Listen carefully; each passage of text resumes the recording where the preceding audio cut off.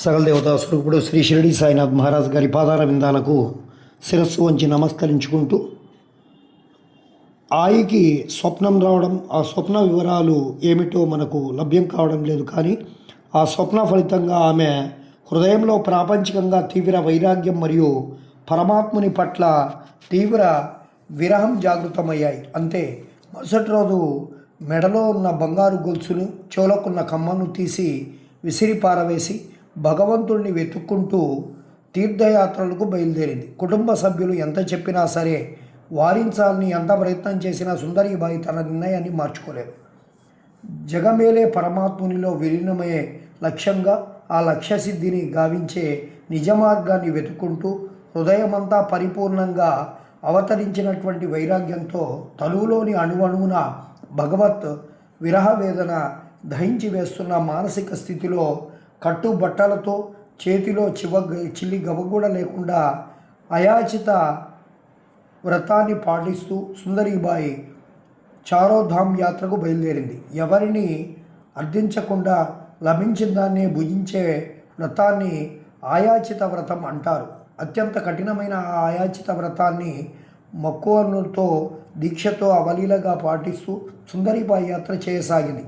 ఆమెలో ఉట్టిపడుతున్న అపూర్వమైనటువంటి వైరాగ్యాన్ని, అలౌకిక భక్తి ప్రవక్తిను మరియు అన్నింటినీ మించి ఎముకలు కొరికే చలిలో కేవలం ఒక ముతక వస్త్రాన్ని ఆచ్ఛాదనంగా ధరించిన ఆమె దైన్య స్థితిని చూసి ఎవరైనా కొద్దిపాటి ధన సహాయం చేయడానికి సిద్ధపడితే ఆ ధనాన్ని ఆమె కనీసం స్పృశించేది కూడా కాదు.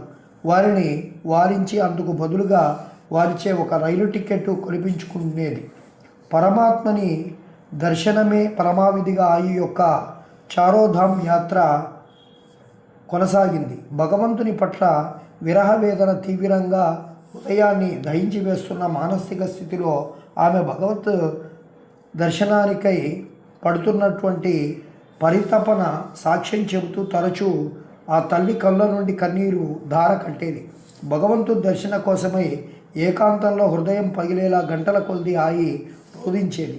ఎంతగా అంటే పరమాత్ముని వెదకులాడే ప్రక్రియలో ఆ కలకంట కంట ప్రవహించే కన్నీటి ధరను హిమాలయంలోని అతి శీతల ఉష్ణోగ్రతను కూడా గడ్డి కట్టించలేకపోయేవి. భగవంతుని పట్ల హృదయంలో రగిలే విరహవేదన హృదయ విదారక రోధన రూపంలో బయటకు వస్తే భగవత్ సాక్షాత్కారం లభిస్తుందని శ్రీ రామకృష్ణ పరమహంస పేర్కొని ఉన్నారు. ఆ పరమహంస పలుకుల వెలుగులో పరికరిస్తే ఆయి యొక్క దైవికమైన స్వేచ్ఛ, మానసిక స్థితి, ఉచ్చ ఆధ్యాత్మిక స్థితి మనకు స్పష్టంగా గోచరమవుతుంది. బహుశా ఆ కాలంలోనే భగవత్ ప్రాప్తిని పొందాలనే తీవ్ర పరితపనతో ఆయి రాజయోగినిగా సంబంధించి స్వయం స్ఫూర్తితో కొన్ని అత్యంత క్లిష్టమైన యోగ సాధనలు చేసినట్లుగా మనకు స్పష్టతమవుతుంది. ఈ క్రమంలోనే ఆమె కొన్ని అలౌకిక సిద్ధులను ప్రాప్తించుకుంది.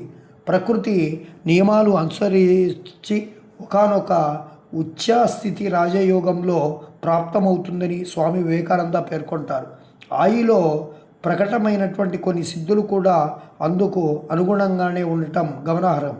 రాజయోగ సాధనలో స్త్రీలలో సహజమైన నెలసరి ఋతుస్రావాన్ని చిన్న వయసులోనే, అంటే సుమారు 20 ఏళ్ల ప్రాయంలోనే ఆమె తనలో పూర్తిగా నిరోధించగలిగింది. నిజానికి ఆమె చేసిన కఠినమైనటువంటి యోగ సాధనలు సాధారణ సాధువులకే కాదు,